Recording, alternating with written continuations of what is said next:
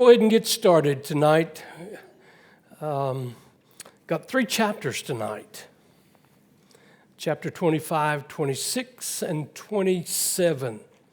Chapter 25 deals with Bildad, and chapter 26 and 27 deal with Job responding overall to all that has been so presented against him, okay? Chapter 25, then Bildad the Shuhite replied, "Dominion and dread belong to him, the one who establishes harmony in the heavens. Can his troops be numbered? Does his light not shine on everyone? How can a person be justified before God? How can one born of a woman be pure? If even the moon does not shine and the stars are not pure in his sight, how much less man who is a maggot and the son of man who is a worm?" Now that is Bildad, and that gets us started into what we're going to be talking about tonight, because tonight we're going to be talking about Job's final defense to his 3 friends, okay? To his 3 friends. When you look at chapter 25, I've told you Job has been a Perry Mason type of deal. Accusers, assumptions, and presenting theological arguments of more of tradition than truth, but yet built out of half-truths. And so here they are making their final charges against Job. Bildad seems to be that final speaker that brings those charges. He is the one, like the prosecuting attorney, that is summing up the arguments that is presented against Job. Now, if you look, we'll find that in chapter 26, Job is going to respond to Bildad and all of the friends, but in verse 2 of chapter 25, what he does in this argument, this final summation, is he builds on the awesomeness of God to present his case. Bildad is one that is sharp of tongue, but yet he seems to be the smarter of the 2, simply because he does more speaking than the other 2. But yet he surmises all 3. He talks about, in verse 2, the dominion and the dread of God. In other words, that word dominion means God over all, and the dread being awesomeness, that there is nobody like God, okay?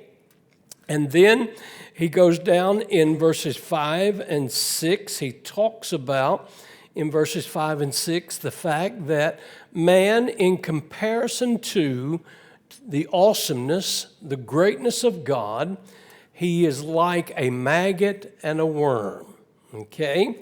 And he asks one particular question: can something pure come out of something that is not pure? Okay? That's a good question. In fact, probably I am using that same verse in the sermon that I'm sharing Sunday morning. Can something pure come out of that which is not pure? And so in all of that, he's talking about the awesomeness of God. He's talking about the justice of God. He's talking about that as he presents the case against Job. Now, Bildad's summation of the charges against Job, even though we know that they're built on assumptions, we understand that they're coming from theological premise. In other words, these are the things that we've learned not only in our living, but from those who have lived before us. In other words, more tradition than anything else. And so built on half-truths. But again, we look at their arguments against Job, and basically it's built like this. You reap what you sow, and God has to react in a righteous way. Job, you've sinned. You're suffering. Your suffering comes from sin. You deserve everything that you get. You are like the sinner who is a maggot and a worm. Now, as he builds upon those summations, as Job's guilt being one who is unrighteous before God, he takes these assumptions and accusations and he builds them upon the arguments of those things that we've already covered. In Job chapter 4 and verse 17, the question was, can a man be righteous before God? When we take the assumption that all have sinned and come short of the glory of God. And Job does not deny that over the course of his defense against them. He realized that there is no man who has ever lived that at his time that could say, I am guiltless of sin because all have sinned. And so the question is, we're all sinners. Do we deserve what we get in this life? In Job chapter 8, Job asked the question, can God reject a man of integrity? And they asked that question. Is God going to just turn loose of those who is suffering, but yet they are people of integrity? And that's a good question for the simple reason when we think about when good people suffer, do we think, what has that person done wrong? Have they done something wrong? Does God allow good people to suffer? Why does righteous people go through so many injustices in life? And again, that's a question that Job is trying to answer in his own mind and heart. And then in Job chapter 11, he says, they accuse him with the question, can God trust you to be a righteous man? Can God trust you to be a person of integrity when he can't trust all of the angels in heaven? Referring back to the fallen angels led by Lucifer himself. And so, again, their argument is well presented. It's well presented in the fact that it's coming, yes, from assumption because they don't know the guilt of Job. They just see the evidence of suffering and assume that Job is guilty because God has to act in a righteous manner. He must judge sin, and sin is judged through the suffering of mankind. And then in Job chapter 22, if you remember that final accusation that is brought against him, Job, you are guilty of many things. You are abundant in your sins. They are without end. That's why God is doing this to you, and thus you deserve everything that you get. Pretty much what they wanted to say in all the words that have been said. Now, looking at this, how does Job respond? The Bible tells us in verse 26 that Job gives an answer. Chapter 27, Job continues to answer. Both verse 1 and 2, in those chapters, Job continues to give an answer. And therefore, Job is coming from the reality of his experience, the richness of his faith. One of the things that you have to understand about Job, even though his faith goes through fluctuations of doubt, of guilt, of all the things that your emotions can bring out of you, his faith is still stable, okay? And that's the key that we need to understand when we're going through difficult times is, are we building our faith on a solid rock, okay? So Job is doing all of this. And so in chapters 26 and 27, Job begins to give a response to their final summation about all the charges that they have brought against him. And when you look at it, the evidence seems to present he is guilty as charged. How do you defend yourself? Well, Job in chapter 26 reviews all the things that have been brought against him. But he starts out in a very, very, I I guess, human way. In verses 1 through 4, remember the final charge that was brought against him. Job, you are guilty. You have cheated your neighbor.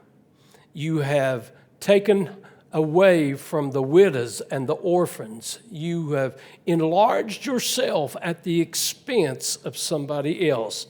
And listen to what Job says in chapter 26, verses 1 through 4. He says, Job answered, how have you helped the powerless and delivered the arm that is weak?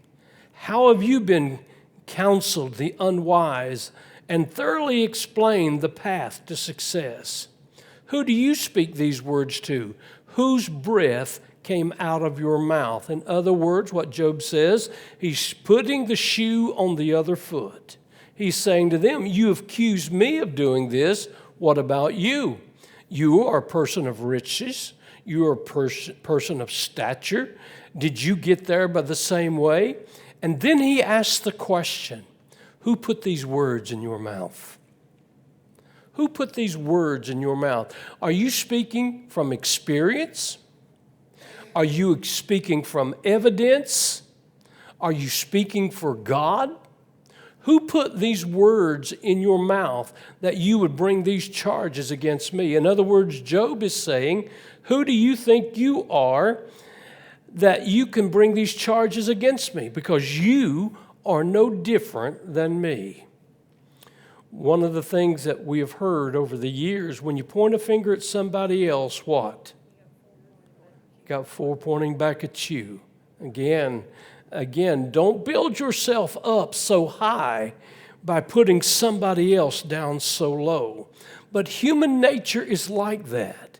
Human nature likes to put somebody in the mud hole, and Job referred to that in one of our lessons. He said, if I was in a mud hole, none of you would come and pull me out. Because that's the way human nature is. Because that's the sinful part of human nature. We like to look at ourselves better than others. And in a relationship with God, we have to be careful about that because pride is something that will break us real quickly. And so we look at it and we say, okay, who put these words in your mouth? Are you speaking like a parrot? And you all have heard the parrots, how they can be taught to repeat things that they have heard. And so that's what he's saying. Who put these words in your mouth? Did it come from God? Probably not. Has it come from others that you have heard them speak from? Probably so. And so therefore, he responds. And what Job does, he puts it in the form of a hymn. Theologians tell us that this part of Job's response to them is like a song. And so when we look at it, this song is presented and it speaks about the sovereignty of God in verses 5 through 14. And he puts some very graphic thoughts there about the awesomeness of God. Remember, Bildad's summation was built upon the awesomeness of God. It is God who is greater than. He is a God of dominion. He is a God of dread. His holiness and his righteousness, when compared to him, man is like a maggot, like a worm.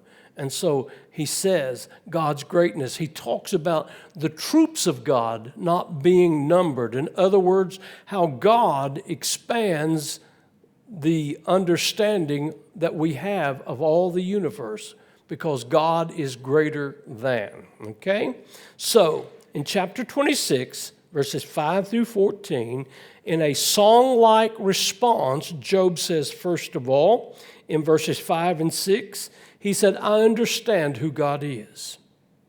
And I understand these concepts about God. He says, first of all, hell is naked before him. In other words, relating to the attributes of God in the form of God being omnipotent, omniscient, and omnipresence. In other words, nothing is hid from the eyes of God from the heights of heaven to the depths of hell.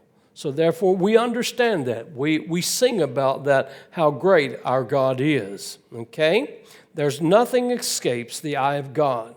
He says in verse 7 that he hangs the universe upon nothing. As Job is looking, and listen, he is not an astronomer. He is not one that understands the dynamics, the physics of astronomy.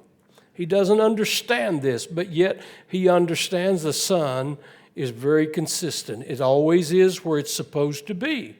The moon is where it's always supposed to be. The stars in the sky, they are as they are, and you can depend upon them because you can look in the skies at night, and if you know the position of the stars, and that's one of the things that older folks used to be able to do. I remember as a boy, my grandmother would come out and she would point out to me the constellations, and they would understand that. But of a night, that's the reason that the skills and the science that we have today, that we can understand that everything is in a measure. How do we know that there's 365 days in a year? How do we know that there's 24 hours in a day? How do we know that there are 60 minutes in an hour and 60 seconds in a minute? For the simple reason, God has put everything into place, and therefore it can be measured, and that's what he is saying. He hangs the earth upon nothing in verse 7.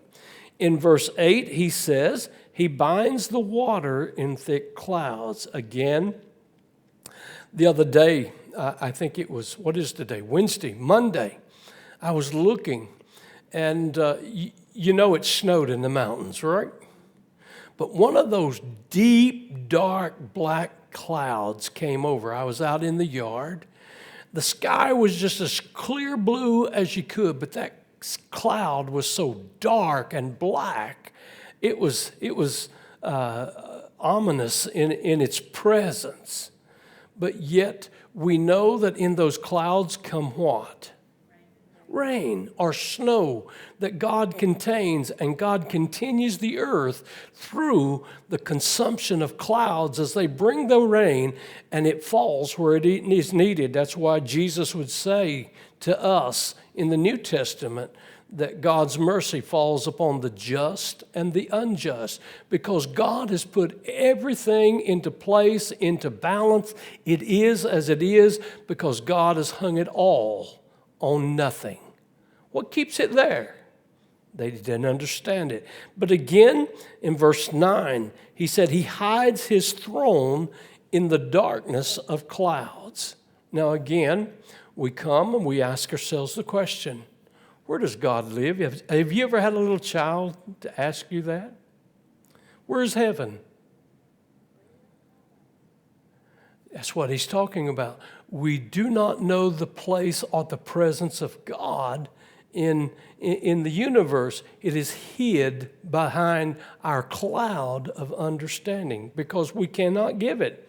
He hides his throne in the darkness of clouds. While God's person is not always seen in men's lives, his presence and his power is always active in our lives.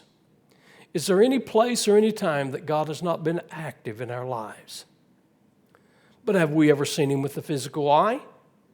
Have we ever touched him with the physical touch? No. That's what he says. He is the unseen God. He is hid from our sight, but yet his presence is always there. He talks about in verse 10 and 11 that the boundaries of all creation are lined and defined by the mighty hand of God. And then he talks about God quieting the storms and subduing the mighty serpent. Again, here's the mind of the ancient man. And we still play it in our minds about the monsters of the sea. Again, who controls those things? That God is master over all. So Job in the song, he's agreeing to disagree, I think, with Bildad. Bildad presents his final argument in the awesomeness of God. and the awfulness of man. So Job says, I understand. You brought these charges against me, but what about you? And then he opens up in a song of praise about the awesomeness of God and God's mighty hand. In verses 13 and 14 of chapter 26, he talks about the beauty of all the earth, and the universe is garnished in his beauty. And still we only see and understand, he says, the fringes of his way. Now, isn't it amazing? We all live in a place where there is a tree, don't we? But why is it that we have to go to the mountain to see the trees? There are bunches of them, and they're pretty all together. Okay, we all live close to water. But why do we have to go to the ocean to see the water? It's different because of the vastness of it. We go to see the beauty of the mountains because of the vastness of it. We stand above it. We look down below it. We go to the ocean to look out upon it and to know that it looks like it's endless. We can't see it, but the thing about it is, we ooh and we awe at the beauty of God's hand of creation. And then Job transitions to chapter 27. He talks about the awesomeness of God, the presence of God, the power of God, the beauty of God. And then in chapter 27, he responds about the justice of God. Now, justice is a word that we can appreciate, but we hope that in the negative sense, it's never applied to us. I was talking to a state trooper the other day, and he was talking about a Baptist preacher that was pulled over for going 15 miles over the speed limit because he was late getting somewhere. And he said, when I put the blue light on him, he pulled over and he began to say, I know I was speeding. I am late. I have to be there at such and such a time. Now, again, what was he asking for? Mercy. Okay, but what? What did justice have to say about it? What does the law have to say about it? The law says you're speeding, you're guilty. What happens with the law says that you're going over 10 miles an hour? Probably going to lose your driver's license for a little bit and your insurance going to go up. So what was that Baptist preacher doing? Pleading for mercy. I said, what did you do? He said, I gave him a warning. You know, he pleaded for some mercy, but what would have justice said? What if he had stood before the judge? The judge would have said, guilty, pay a fine, lose your ticket, insurance go up, but yet there was mercy. So that's what we hope for, justice. But yet they spoke to him about the justice of God, about God's holiness, and God in his holiness has to deal with the unholiness of man. Again, we can agree on that. We know that in the end, God has to deal with sinful man. That's the judgment of God that we talk about. But yet, does God deal with it? And that's a question that we have to deal with in our lives, in our living. Does God punish us here because of sin? Will God punish us in the end because of our sin? And what is it when a good person is suffering? Have they sinned? That's the whole crux of their argument and accusation against Job. God says if you sin, you're going to suffer. But yet we know that from the very beginning in chapter 1, God says he had done nothing. He was a man to be well presented. He was a man that was well respected. So Job in chapter 27, he responds to their accusations. In verses 1 through 6, he protests of his innocence. He holds to his innocence and his integrity in chapter 27. I think it's in verse 6. Look at what verse 6 says, or verses 5 and 6. I will never affirm, and I'm reading from a New King James Version, I will never affirm that you are right. I will maintain my integrity until I die. I will cling to my righteousness and never let it go. My conscience will not accuse me as long as I live. Again, Job is saying, I have done nothing to deserve this. All men sin, I understand. Sin has consequences in the way that men live their lives. But the thing about it is to point me out and to put God's hand of judgment upon me for some particular sin that I have not committed, I will not admit to. It's standing before the judge and the judge saying, are you guilty or not guilty? And Job says, not guilty, okay? So he makes that protest there. He says to us in these verses, I'm bitter because of it, and he had reason to be bitter. I mean, when you're hurting like he was hurting, for sure you're going to be a little bit bitter, aren't you? Are you going to walk around like I'm walking through the daisies and the sunshine, everything, when you're hurting as badly as he was hurting? When you had lost as much as he had lost? And so there he says, I protest. I am innocent. I will hold to my integrity. In verses 7 through 10, and again, because of the length of these chapters, I can't read every verse. I'm trying to just give you some commentary, but what I would encourage you to do is to go back after this study and to look at it and follow the verses, because you'll have better understanding of it if you will, okay? In verses 7 through 10, Job literally puts a curse upon his family. And look what he says in verse 7. May my enemy be like the wicked. Okay? Now, Job is referring back to someone. Who do you think that Job is talking to? And how does Job consider them? Does he consider them a friend or an enemy? He's considering them an enemy because of their accusations against him, because of their actions toward him.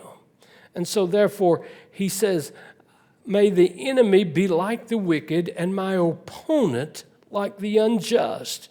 For what hope does the godless man have when he is cut off, when God takes away his life? Will God hear his cry when distress comes to him? Will he delight in the Almighty? Will he call upon God at all times? In other words, he's saying to them, you have presented me guilty. I say that you're guilty. And I want to know what you're going to say to God when you stand before him. Have you ever thought about when you stand before the judgment of God? What are you going to say? Look at me, God. I've been a good boy. You going to say that? No, because you know what? All of sin, we have not been good boys and girls. So where do we plead? We plead our righteousness in Jesus Christ.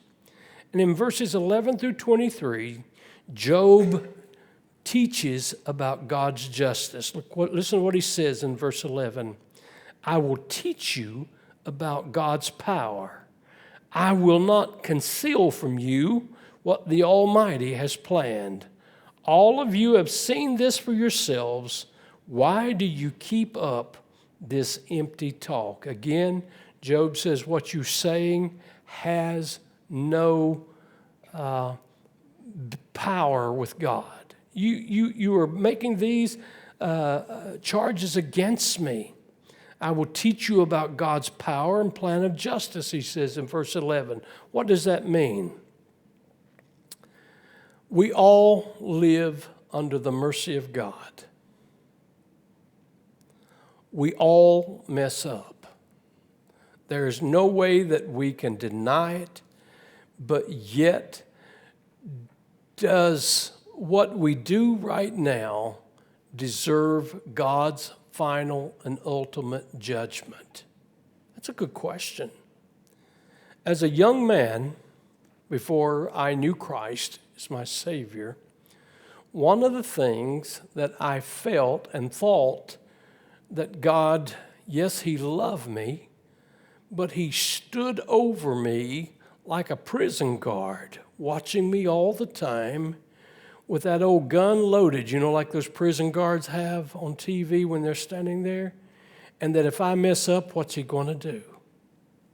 I felt that until I felt the forgiveness of God and the acceptance of God. Job said, I'm going to teach you about God's power and plan of justice. I will teach you what God's justice will bring to the wicked. And the question is continually rising. Why do good people suffer and bad people seem to prosper?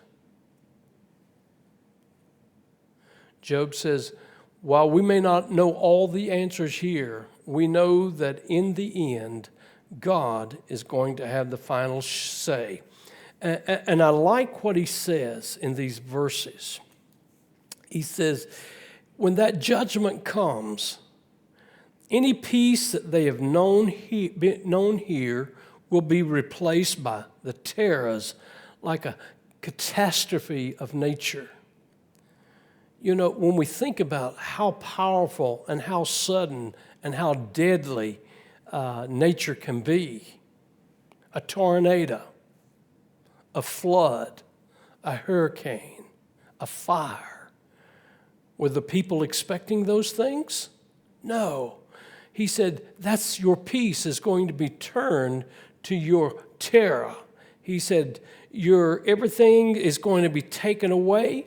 It's going to be the worst thing that ever happened to you. And when it happens, listen to what he says. I want to read verses 22 and 23. He says, it blasts him without mercy while he flees desperately from its grasp. It claps his hands at him and scorns him from his place. Now, looking at this, he's talking about it. I remember as a boy when I did something stupid and got hurt because of it, but yet didn't get killed because of it. I remember my grandmother would go, goody, goody, goody, you deserve that. You ever had your hands clapped by somebody like that? Yeah, it's humiliating, isn't it? But that's the way the Jews would do. That's the way the people of the ancient, when you got what you deserved, they would clap their hands in ridicule and to shame you. And that's what Job is saying. Listen, when God renders his judgment, when the justice of God is given, then it will be put to the shame of those. So in Job's mind, his faith in God, the sovereignty, is more than he could describe. It's more than the natural eye can see, more than the flesh can feel, when he says that even in the bitterness of his soul that God is just and it'll happen, but it does not happen just because you're going through some suffering. I can't explain suffering, can you? Why does one person live to 100 and another lives to 10? Is there justice in that? Why is one person rich and filled and another person is poor and hungry? Can you explain that? You see, what we realize is that God's mercy is working in each one of our lives, and there are circumstances that we know that we have no control over. Sometimes things happen we have no explanation for, but yet we know in the end God's justice will prevail. Why do we know that? Because we were promised heaven, and some were sentenced to hell. And Jesus presented this, I think, just as clearly as he could.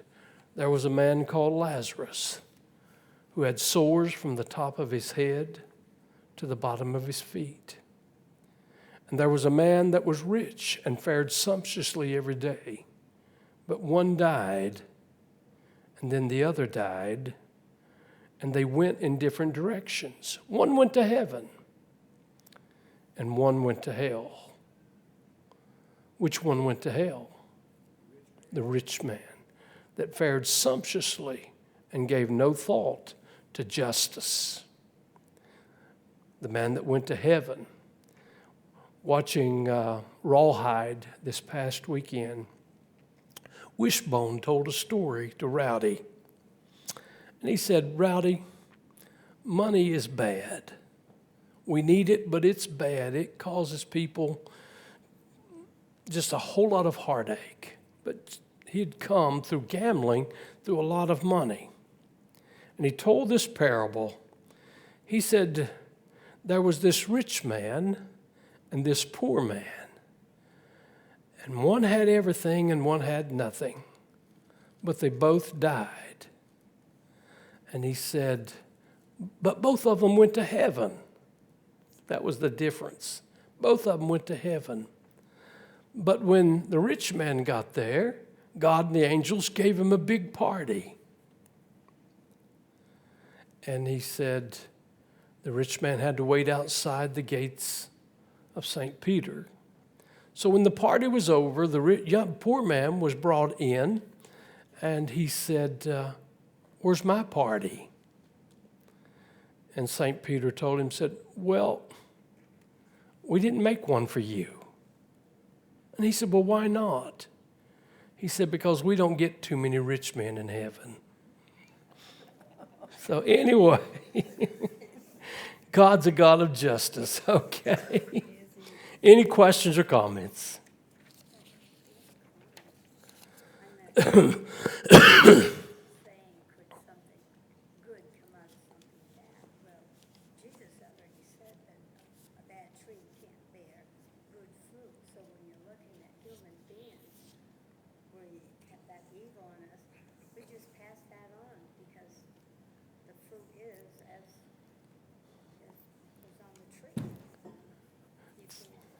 That's true, but think about the one difference.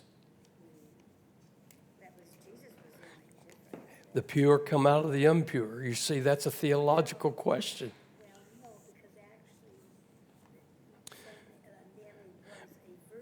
She was a virgin, but she was not immaculate.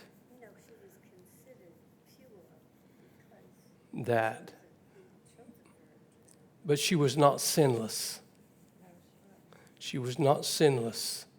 And that's what it says. Can anything pure come out of that which is impure? So,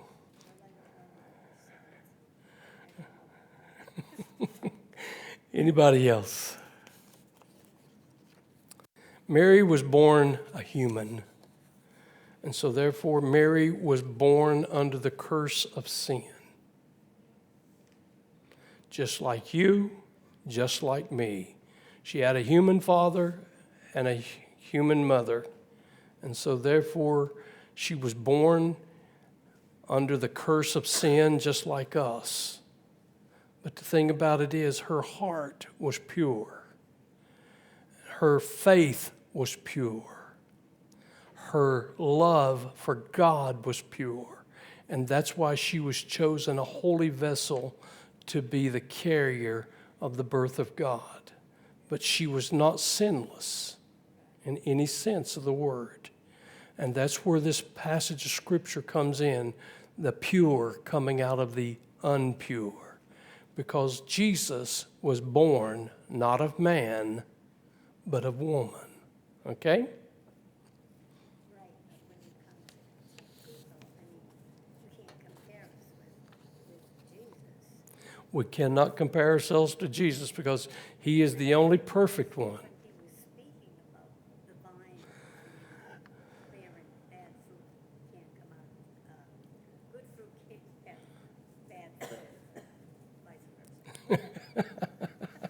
A bad tree can't have good fruit. Okay. Right. He wasn't speaking about himself because he said he was the vine. That's right. And so, He wasn't talking about himself. He was talking about us. but that has a beautiful thought of that which was to come in Mary. The pure would come out of the impure. Okay, Miss Judy, come on.